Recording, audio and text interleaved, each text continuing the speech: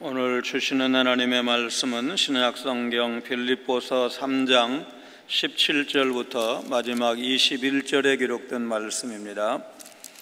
신약성경 322쪽에 있습니다. 17절부터 21절 말씀을 우리 한 목소리로 봉독하시겠습니다. 17절입니다. 형제들아, 너희는 함께 나를 본받으라. 그리고 너희가 우리를 본받은 것처럼 그와 같이 행하는 자들을 눈여겨보라. 내가 여러 번 너희에게 말하였거니와 이제도 눈물을 흘리며 말하노니 여러 사람들이 그리스도의 십자가의 원수로 행하느니라. 그들의 마침은 멸망이요 그들의 신은 패요 그 영광은 그들의 부끄러움에 있고 땅의 일을 생각하는 자라. 그러나 우리의 시민권은 하늘에 있는지라. 거기로부터 구원하는 자 곧 주 예수 그리스도를 기다리노니 그는 만물을 자기에게 복종하게 하실 수 있는 자의 역사로 우리의 낮은 몸을 자기 영광의 몸의 형체와 같이 변하게 하시리라. 아멘. 잉그리드 버그만이라는 여배우가 있었습니다.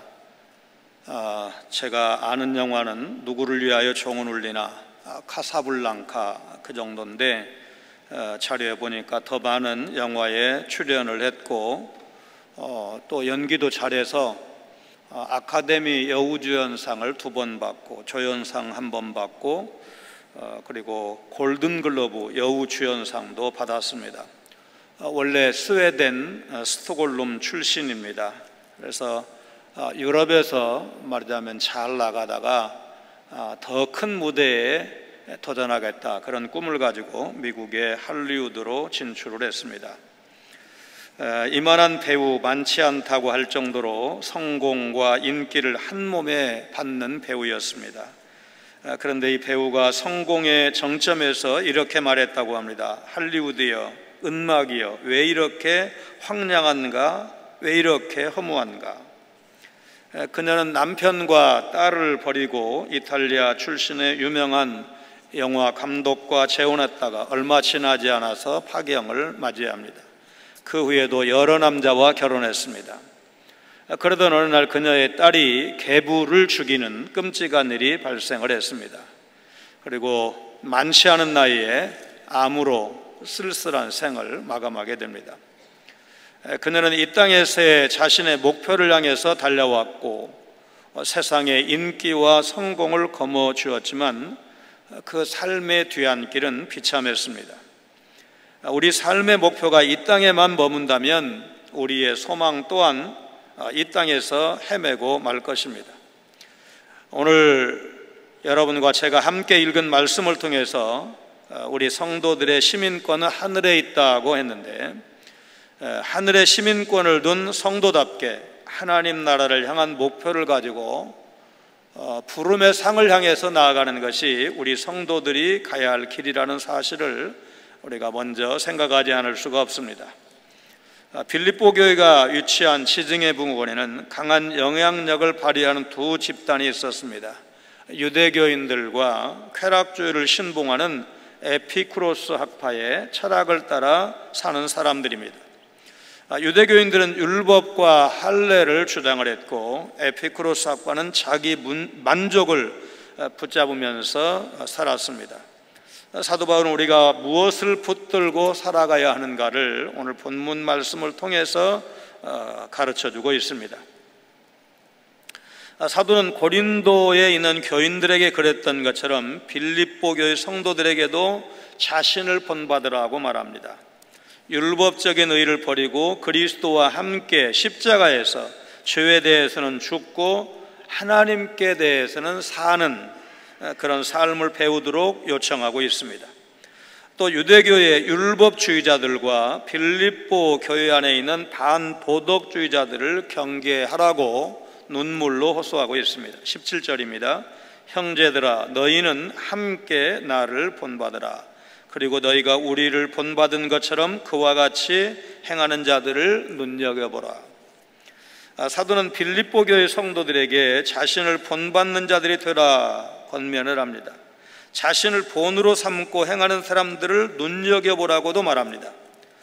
사도 바울이 자신을 본받으라고 한 말은 자신이 대단한 사람이어서 또 흠없는 사람이어서 나를 본받으라, 그런 뜻에서 한 말이 아닙니다.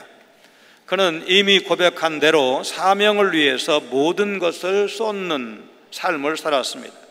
그리스도를 위해서 세상에서 귀하게 여겼던 것도 배설물처럼 버렸습니다.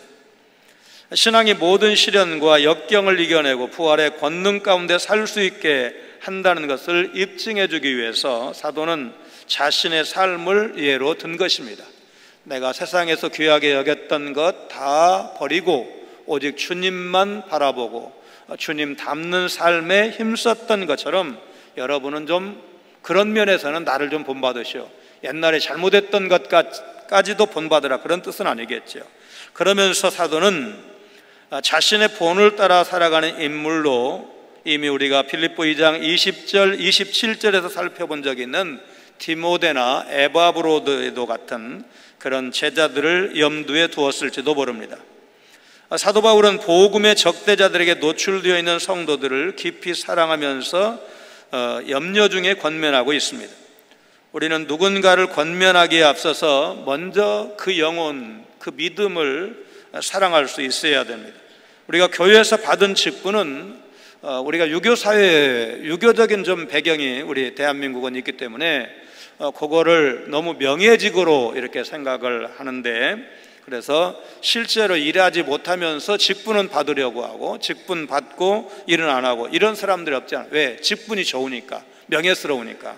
그러나 하나님의 교회의 직분은 어떤 직분이든지 간에 교회와 성도를 사랑하고 또 뒤처진 사람들 격려해서 함께 가고 또 열심히 하지 않는 사람들 위로하고 권면해서 하나님의 교회 공동체가 건강하게 서가는데 이제 그 일을 하라고 하나님이 우리를 일꾼으로 삼아 주신 것입니다. 당시에 에피쿠로스 학파 사람들은 먹고 마시는 것, 우리식으로 표현하면 노세 젊어 노세, 이런 육체적인 향락을 즐기면서 자신의 배를 위해서 살았습니다. 이들은 사도 바울에 의하면 그리스도의 십자가 원수들입니다. 사도는 앞에서 한 자신의 권면이 교회 실상에 대한 관찰에서 나왔다는 사실을 암시하고 있습니다. 18절입니다. 내가 여러 번 너희에게 말하였거니와 이제도 눈물을 흘리며 말하노니 여러 사람들이 그리스도의 십자가의 원수로 행하느니라. 사도 바울이 빌립보 교회를 대상으로 지적한 문제, 그런데 그 문제가 근절되지 않는 것입니다. 여러 사람들, 많은 사람들, 사도 바울은 지금 다시 그 문제를 눈물로 지적하고 있습니다. 그 문제가 무엇일까? 믿는 사람임을 자취하면서 십자가의 원수로 행하는 사람들에 관한 것입니다. 아마도 그들은 사도 바울과 입장을 달리하는 순회 선교사들과 그 추종자들이 아니었을까? 빌립보 교회 안에는 십자가 신앙이 요구하는 지식과 행위를 따라 살지 않고 십자가를 정면에서 대적하는 행위를 하는 사람들이 많이 있었습니다. 사실 교회를 향해서 불신자들이 말하는 것은 별로 그렇게 신경이 좀 안 쓰입니다. 덜 쓰입니다. 그런데 같은 편이라고 생각하는 사람들이 더 교회에 대해서 신랄한 비판을 하는 것이 목사나 정말 교회를 사랑하는 성도들 입장에서는 감당하기가 쉽지가 않습니다.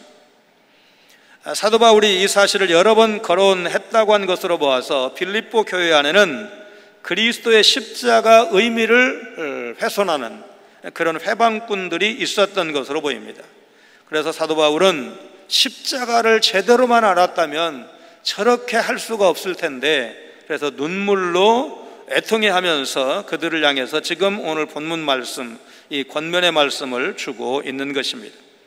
사도 바울은 십자가의 원수로 행하는 자들의 운명과 그들이 어떤 종류의 사람인가 19절에서 이렇게 말합니다. 그들의 마침은 멸망이요 그들의 신은 배요 그 영광은 그들의 부끄러움에 있고 땅의 일을 생각하는 자라. 멸망과 관련을 해서 게헨나라는 말에 대해서 우리가 좀 알아볼 필요가 있습니다. 게헨나는 전통적으로 유대인들에게 인식된 멸망의 이미지입니다. 이 명칭은 히브리어 게힌놈을 음역한 말인데 흰놈의 아들의 골짜기 그렇게 부르죠. 이 골짜기는 예루살렘 남부에 위치한 골짜기인데 몰록을 예배하던 이스라엘의 여호와 신앙이 타락했을 때 아스와 므낫세 같은 왕이 자기의 아들을 제물로 드렸던 것으로 유명합니다. 요시야 왕은 이곳에서 불결한 물건과 시체를 불에 태워서 가장 불결한 것으로 흰놈의 아들의 골짜기를 그렇게 만들어 버렸습니다. 실제로 하천을 끼고 있는 대부분의 도시와 달리 산꼭대기에 세워진 예루살렘에서는 생활 쓰레기를 처분할 수 있는 마땅한 방법이 없었기 때문에 이 흰노무 골짜기에 오물과 쓰레기를 처리해서 쓰레기 하치장이 되었습니다.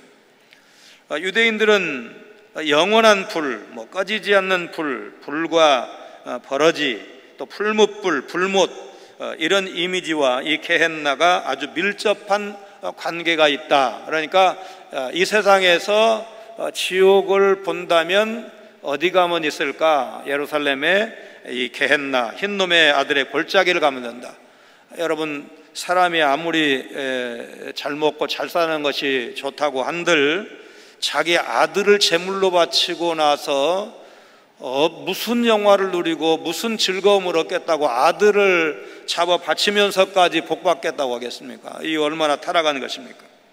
사도 바울은 이들이 결국은 멸망할 것이라고 단언을 합니다. 오랫동안 득세할 것 같지만 결국 영원한 파멸에 이른다는 것입니다. 사도 바울은 세 가지로 그들의 정체를 정의하는데, 첫째, 그들의 신은 배라고 말합니다.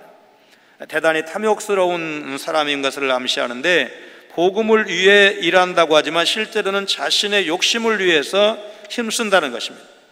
물질의 힘을 믿고 물질에 기대어 사는 사람입니다. 이제 폼페이 그 유적을 이렇게 보면 잘 지은, 그 당시로는 엄청나게 잘 지은 부잣집이죠. 그런데 그 안에 이렇게 물이 흐르도록 이렇게 해가지고 맛있는 음식은 많이 먹어야 되고 배는 한계가 있고 이러니까 먹은 것을 다시 토해내고 그 토해낸 것을 말하자면 빨리 이렇게 냄새나지 않도록 씻어나가도록 되어 있는 시설을 보면서 이렇게 사람들이 살았으니 하나님이 심판하시지 않겠는가. 안 믿는 사람들은 그건 지진, 화산 폭발이지 관계없다 이렇게 말할지 모르지만 정말 교회 역사는 폼페이를 다 하나님의 징계로 그렇게 보는데 별다른 이견이 없습니다. 두 번째, 그들은 수치스러운 일을 도리어 영광스럽게 생각하고 자랑으로 여깁니다. 한마디로 도덕 불감증에 걸리게 되면 부끄러운 일을 부끄러워하지 않고 그게 무슨 흉이야 요새? 아마 무슨 일을 가지고 그렇게 말하는지 아마 여러분도 짐작을 하실 겁니다. 그거 안 되는 건데 하도 우리 시대가 이렇게 그런 면에 좀 물러지니까 요새 그게 무슨 흉이야 이러면서 별로 부끄러워하지 않는 것을 생각을 하는데, 이런 사람들의 결국이 어떻게 되는가? 그러니까 우리는 기준이 분명하고 그 기준대로 믿어야 되고 기준대로 못 살면 좀 부끄러워해야 되는데 그걸 부끄러워하지 않는다 그 말입니다. 세 번째, 그들은 하나님의 존재와 약속과 심판을 생각하지 않습니다. 육체의 일에 집착해서 땅에 서면 잘 되면 그만이라고 생각을 합니다. 그들은 땅에서의 일이 전부라고 생각하고, 골로새서 3장에서는 위의 것을 찾으라고 그랬는데 위의 것을 찾지 않습니다. 1794년 미국 조지아주에 작손보르시가 세워졌습니다. 도시가 날로 번창했고 도덕적으로는 점점 타락해가고 있었습니다. 이 모습을 지켜보던 복음 설교자 로렌즈 다우가 1830년에 이 도시를 방문했습니다. 그는 가는 곳마다 예수 믿으라고 전파했고, 예수님을 거부하고 계속 술과 부도덕에서 해안하지 못한다면 주님의 징계가 있을 것이라고 설교했습니다. 그러나 그 도시 사람들은 이 무명의 설교자의 말을 우습게 여겼고 오히려 그에게 달걀 세례를 퍼붓기도 하고 외진 곳으로 끌고 가서 이곳을 빨리 떠나라고 협박까지 했습니다. 어느 날 드디어 강도들에게 잡혀가서 매를 맞고 이 도시에 2번 다시 나타나기만 하면 가만두지 않겠다는 강한 협박을 받았습니다. 로렌즈 다우는 신발을 벗어서 이 작션보르의 먼지를 털어버리고 이 시를 하나님께서 속히 심판하실 것이라고 끝까지 경고했습니다. 그러나 사람들은 이 설교자 말을 비웃고 듣지 않았습니다. 그런데 놀랍게도 오래지 않아서 그 도시에 큰 화재가 일어났습니다. 이어서 태풍이 불어와서 지붕들이 다 날아가 버렸습니다. 그리고 도시의 중심부를 지나던 자그마한 강이 홍수로 범람해서 수많은 집이 떠내려갔습니다.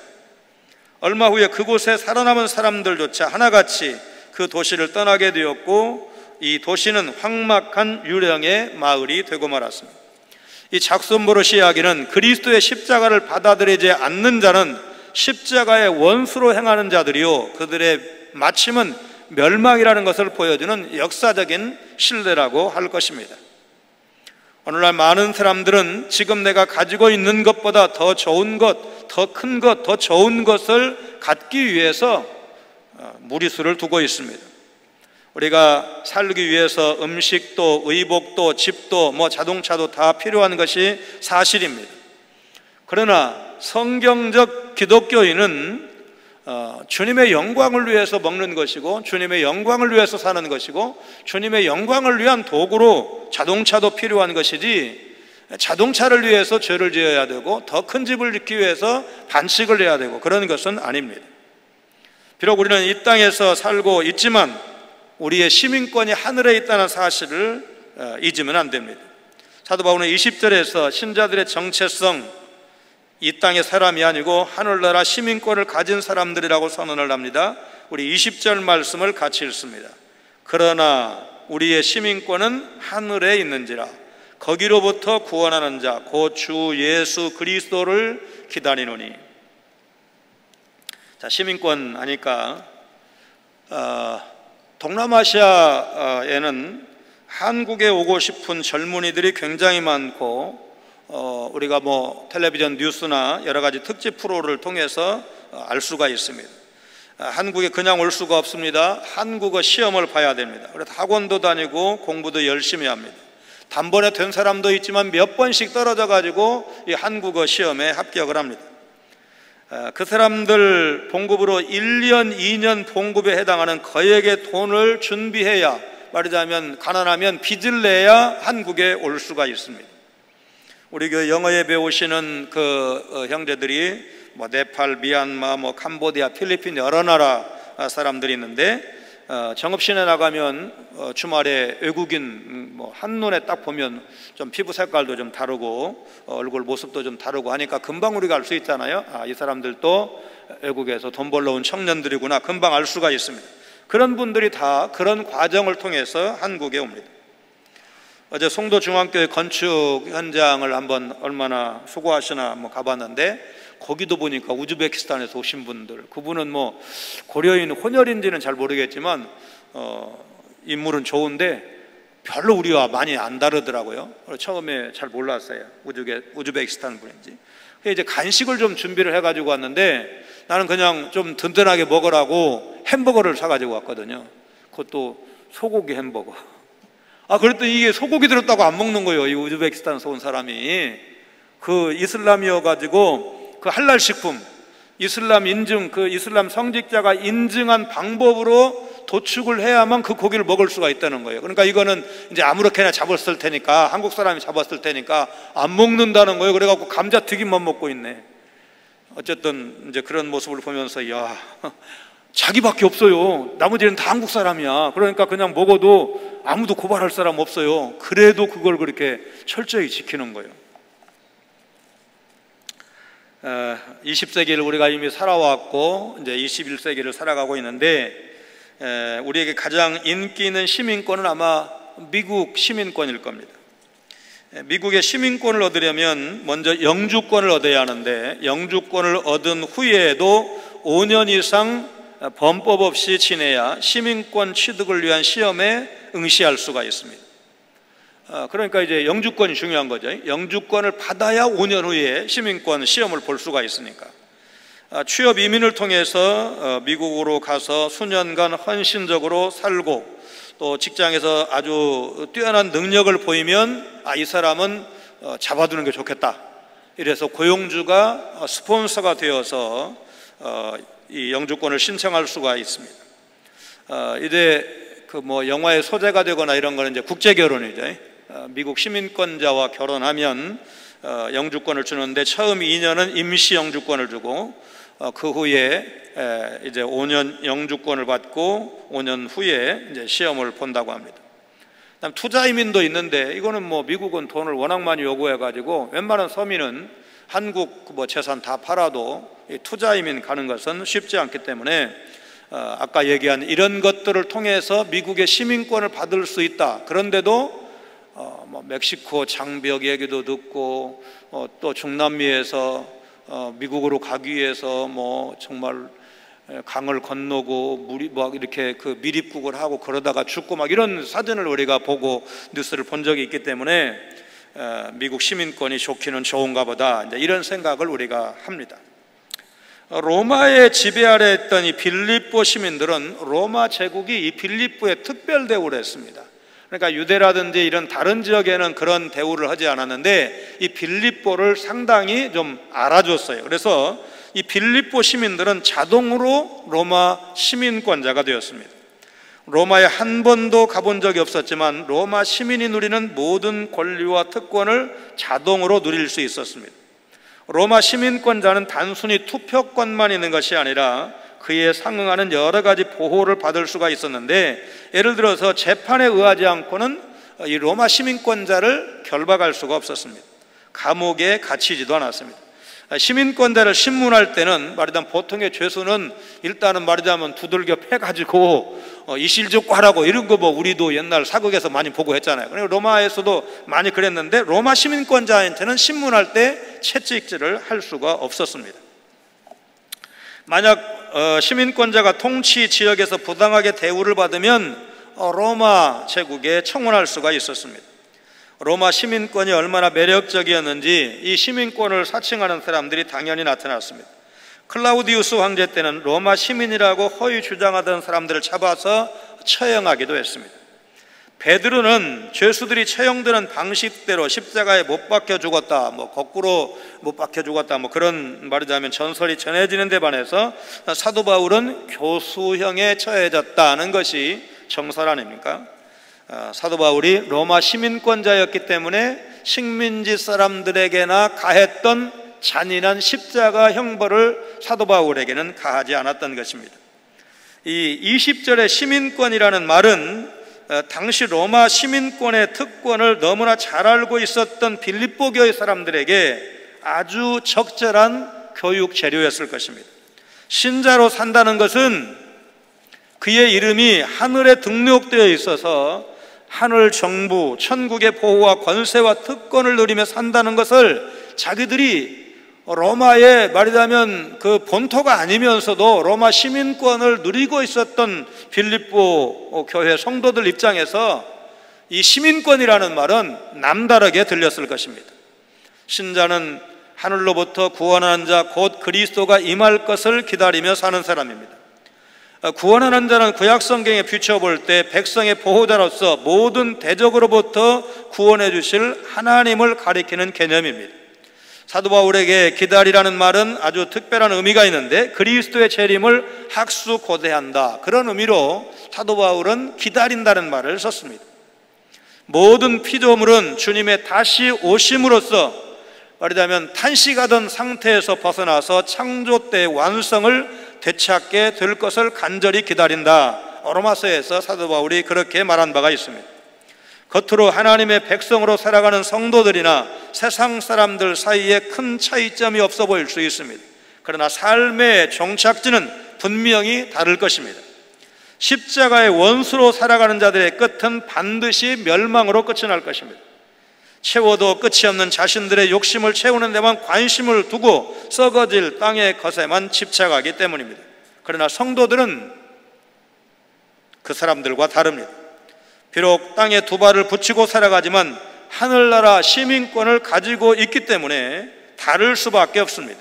사도 바울은 지금 어려운 시대를 살아가고 있는 빌립보 교회 성도들을 향해서 자기는 비록 감옥에 있으면서도 빌립보 교회 성도들을 향해서 위로하고 격려하고 또 눈물을 흘리면서 권면하는 이유가 뭐냐? 지금 빌립보 교회 안에 들어온 이 못된 사람들, 그리스도 십자가의 원수 같은 그런 못된 사람들에 대해서 거기 바라보지 말고 하늘나라 시민권을 바라봐라. 우리 믿음의 사람이 바라봐야 할 것이 어딘가를 분명하게 제시하고 있습니다. 사도 바울은 구원하는 자 곧 예수께서 다시 오실 때 그가 행하실 결정적인 사역에 대해서 21절에서 언급하고 있습니다. 우리 21절도 같이 읽습니다. 그는 만물을 자기에게 복종하게 하실 수 있는 자의 역사로 우리의 낮은 몸을 자기 영광의 몸의 형체와 같이 변하게 하시리라. 신자의 궁극적 부활에 관한 언급으로 이제 봐야 되는데, 신자의 구원이 결국에는 영광스러운 부활체의 형태로 나타날 것이라는 말씀입니다. 부활 개념은 사도가 신자의 궁극적인 미래와 관련해서 빌립보서에서 가장 관심을 두는 주제 중에 하나입니다. 만물을 자기에게 복종하게 하실 수 있는 자라는 진술은 그리스도의 높아지심에 대해서 2장에서도 그분은 하나님과 동등된 분이시지만 동등됨을 취할 것으로 여기지 아니하시고 종의 형체를 가지고 이 땅에 오셔서 순종하심으로 이제는 모든 만물이 그분 앞에 무릎을 꿇게 되었다. 그런데 지금 다시 한번 사도 바울이 만물이 그리스도께 복종하게 되고 앞으로도 영원히 복종하게 될 것이라고 말씀하고 있습니다. 예수님이 재림하실 때 우리의 낮은 몸을 자기 영광의 몸의 형체와 같이 변하게 하실 것이다. 낮은 몸은 현재 우리의 육적인 몸을 가리킵니다. 이 육적인 몸은 타락할 수도 있고 부패할 수도 있고 약하기도 하고 사망에 이를 수밖에 없는 연약한 몸입니다. 사도 바울에게 있어서 몸은 영혼의 감옥 혹은 껍질 그런 수준을 가리키지 않고 전인으로서의 사람을 가리키는 경우가 많습니다. 자기 영광의 몸의 형체란 그리스도의 영광스러운 부활체의 모습입니다. 헬라 문자의 형체라는 단어가 직접 나타나지는 않지만 멋먹과 같은 모양으로 형성된 그런 형용사는 내용적으로 형체의 개념을 포함하고 있다고 봐야 됩니다.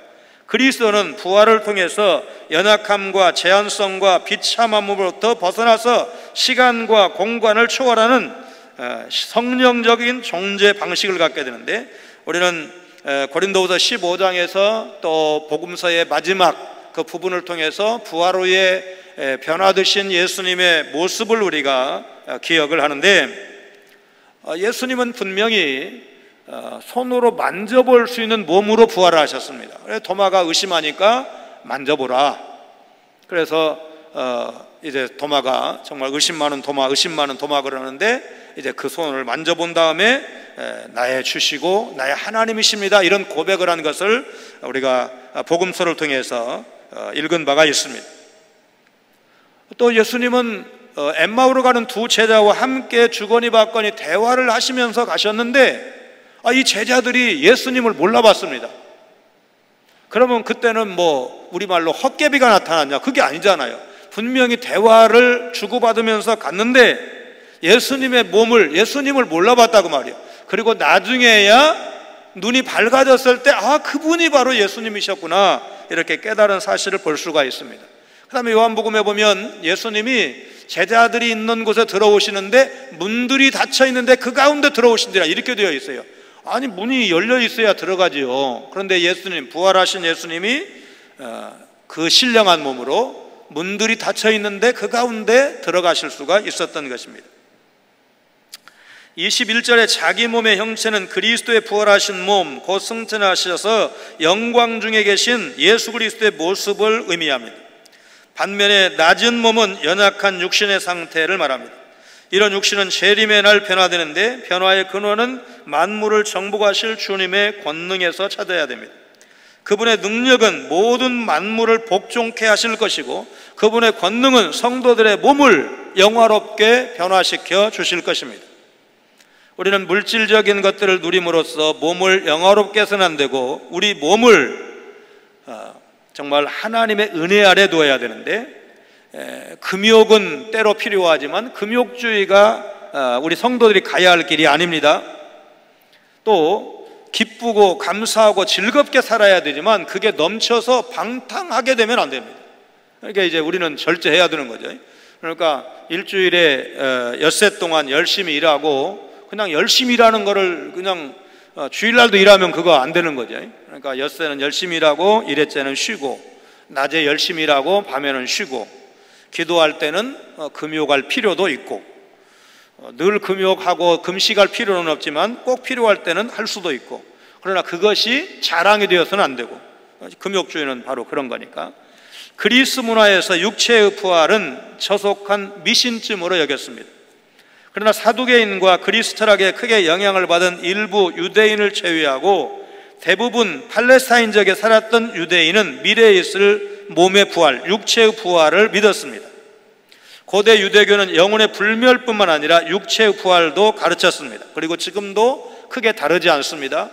우리 1월 달에도 성주순례 다녀왔는데 감람산 언덕에 있는 그 수많은 묘들, 이제 면적은 좁고 거기는 또 선호하는 데고 이러니까 3층까지 이렇게 돌 석관이 놓여 있는 것을 다수 보셨을 겁니다. 그 이제 뭐 할아버지, 그 다음에 할머니, 그 다음에 뭐 아버지 이렇게 놓았는지 이제 그건 잘 모르지만 어쨌든 석관을 3겹을 이렇게 포개해 놓은 것을 볼 수가 있는데, 미국의 유대인들이 저 이스라엘 땅보다 더 많이 살고 있다는 거 말씀드린 적 있죠. 그러니까 미국에 있는 부자 유대인이 그냥 사는 거는 미국에 살지만 죽으면 이 예루살렘 감람산에 묻히고 싶은 거예요. 그러면 대략 우리 돈으로 1억 원 정도 들어간답니다. 그 법적인 절차 맞춰가지고 오는 게 1억 원 정도 들어간대. 그런데도 미국에 안 묻히고 거기에 와서 묻히는 거예요. 이 사람들은 말하자면 정통파 유대인들은 그렇게 육체적 부활을 철저하게 믿고 메시아가 오시면 바로 그리 오신다, 이 사람들 그렇게 믿는 거예요. 그래서 거기에서 부활할 것이라고 믿고 미국에서 죽어도 예루살렘의 감람산 언덕에 가려고 하는 겁니다. 우리 몸은 죽을 때 형체 그대로 부활을 하는데 그때 몸이 불편했던 사람들은 온전케 된다, 그렇게 유대인들이 믿었습니다. 옛 몸과 새 몸 사이에 연속성이 있다는 것을 그렇게 주장을 합니다. 시행착오 없이 위대한 과제가 성취된 적은 없습니다. 에디슨이 이 전구를 발명할 때 얼마나 실패를 많이 했다는 것 말씀드린 적이 있습니다. 미국 야구 역사를 보면 베이브 루스라고 하는 아주 훌륭한 홈런왕 이야기, 여러분도 아마 야구 좋아하시는 분은 다 아실 겁니다. 1914년에서 1935년까지 이제 활동을 했는데 그 기간 동안에 714개의 홈런 기록을 세웠습니다. 그 뒤에 행크 아런이라고 하는 선수가 이 기록보다 훨씬 더 많이 쳤지만 그래도 미국 사람들에게는 이 베이브 루스가 최고의 홈런왕으로 각인되어 있습니다. 그런데 사람들은 이 베이브 루스가 홈런왕이라는 사실만 기억을 할 뿐 그가 삼진왕이라는 사실은 거의가 기억하지 못합니다. 홈런왕이 될 때까지 그 기록을 쌓는 동안에 그는 무려 1330개, 거의 갑절의 삼진을 당했습니다. 주님 앞에 주님이 기뻐하시는 모습으로 서기 위해서 우리가 실패한 적 분명히 있습니다. 그러나 시행착오의 과정을 겪더라도 포기하지 않는 열정을 가지고 그분이 나에게 보이신 목표를 향해서 달려가는 것이, 이것이 성도의 인생이다. 이동원 목사님 이렇게 기뻐하라는 책에 그렇게 이 베이브 루스 이야기를 소개하고 있습니다. 성도는 이 땅에서 육체적인 죽음을 통해서 천국에 가기도 하지만, 그러나 우리 살아있을 때 예수님이 오실 수 있다, 재림하실 수 있다는 것도 언제든지 가능성으로 믿고 있어야 합니다. 성경은 일관되게 예수님의 재림이 멀지 않은 장래에 있을 것을 강조하는데, 이제 우리가 요한계시록을 계속해서 강의하면서 날짜를 못 박으면 그거는 잘못된, 말하자면 이단이 되지만, 그러나 경각심을 갖는 의미에서 방심하지 않아야 될 것은 예수님이 도둑이 아니시면 도둑같이 오신다, 밤에 오신다, 호련히 오신다, 이걸 강조한 건 뭡니까? 방심하면 언젠가는 그 허를 찔리는 날이 있기 때문에 성도는 늘 깨어 있어야 한다는 것입니다. 영적으로도 깨어 있어야 되고 육체적으로도 깨어 있어야 됩니다. 뭐 육체는 그렇게 중요하지 않다, 이렇게 말하면 안 된다고 말이죠. 우리가 인격적인 연속성이 있기 때문에, 그러니까 신령한 몸으로 부활할 때 유대인들이, 정통파 유대인들이 믿었던 것처럼 말하자면 육체적인 어떤 그 질고 뭐 연약함, 장애 이런 것은 치유되겠지만 그러나 이 땅에서 살았던 그 모습을 말하자면 천국에서도 서로 알아본다 그 말 아니겠습니까? 그 힌트가 변화산에서 예수님과 세 제자, 핵심적인 세 제자가 올라갔을 때 약 1400년, 1500년 전에 살았던 모세의 모습을 이 세 제자가 알아보잖아요. 약 800여 년 전에 살았던 엘리야 선지자를 이 세 제자가 알아보잖아요. 모세를 위해서, 엘리야를 위해서 초막셋을 짓고 싶습니다. 베드로가 예수님께 그렇게 말하잖아요. 그러니까 여러분, 인격적인 그 계속성이 있다는 것을 보여주고 있는 거잖아요. 그러니까 우리가 지금 말하자면 영과 함께 육체도 깨끗하고 거룩하게 살아야 될 이유가 뭐냐? 연속성이 있다 그 말이에요. 그냥 말하자면 육체는 그냥 다 없어져 버리고 영혼만 천당 간다 이렇게 생각하면 안 된다 그 말이에요. 그것에 대해서는 우리가 좀 신비의 영역으로 남겨놓아야지, 너무나 지금 세상의 흐름에 쫓아가지고 화장해도 부활한다 이렇게 주장하는 총신대학 전에 한 20년 좀 안 됐어요. 우리 총회 신학부가 과제를 주어가지고 총신대학의 교수들한테 논문을 쓰게 했어요. 그래서 논문 중에 한 제 기억으로 5분 정도한테 이렇게 과제를 줬는데 4분은 화장을 해도 부활하는데 지장 없다. 그러니까 화장해도 된다. 이제 이렇게 주장을 했고, 한 분만 제일 골수, 아버지 때부터 아주 아들까지 보수, 꼴통은 아니고 하여튼 보수의 그냥 아주 심장이라고 할 수 있는 그 교수님은 아니다.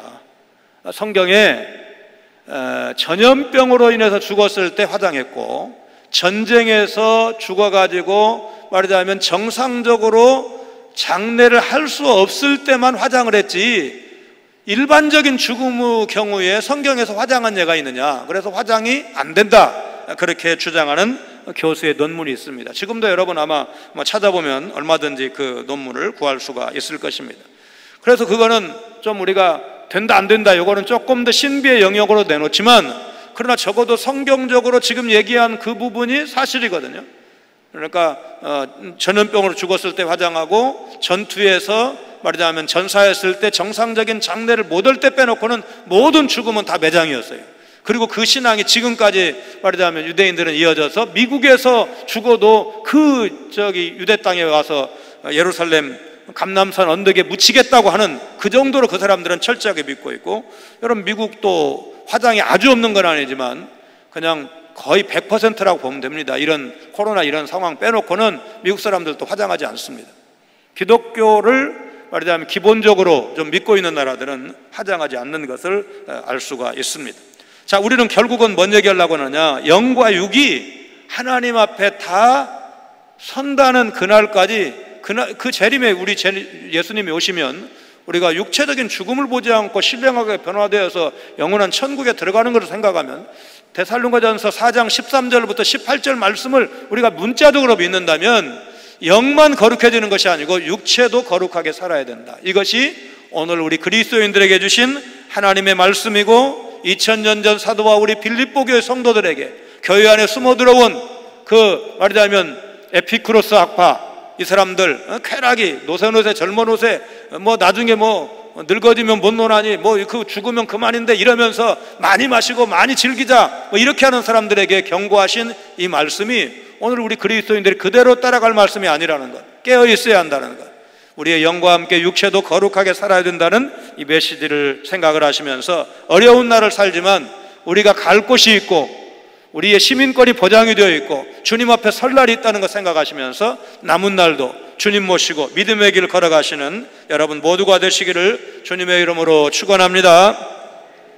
거룩하신 하나님, 사도 바울이 빌립보 교회 성도들을 향해서 눈물을 흘리며 그리스도의 십자가 원수로 행하는 사람이 있다고 말씀한 것을 기억하며, 오늘 우리를 바라보시는 주님의 눈길을 볼 수 있는 영적인 경각심을 갖게 하여 주옵소서. 대한민국의 국민으로서 헌법과 법률도 잘 지켜야 하지만 우리의 시민권이 하늘에 있다는 말씀을 붙들고 이 땅에서 천국 시민으로서의 삶을 살아가기를 결심하는 우리 성도들 다 되게 하여 주옵소서. 우리의 낮은 몸을 자기 영광의 몸과 같이 변하게 하실 것이라는 약속의 말씀을 붙들고 오늘 우리 처한 현실이 아무리 어려워도 소망 가운데 살아가는 우리 성광의 모든 성도들 다 되게 하여 주옵소서. 코로나19 바이러스 확산으로 예배가 위축되고 있사오니 하나님 우리 한국교회를 긍휼히 여겨 주옵소서. 연이은 태풍 피해도 최소화할 수 있도록 지혜롭게 대처하게 하시고 계속되는 코로나와 자연재해 앞에 너무 많이 낙심하지 않도록 하나님 이 민족을 긍휼히 여겨 주옵소서. 예수님 거룩하신 이름으로 간절히 기도하옵나이다. 아멘.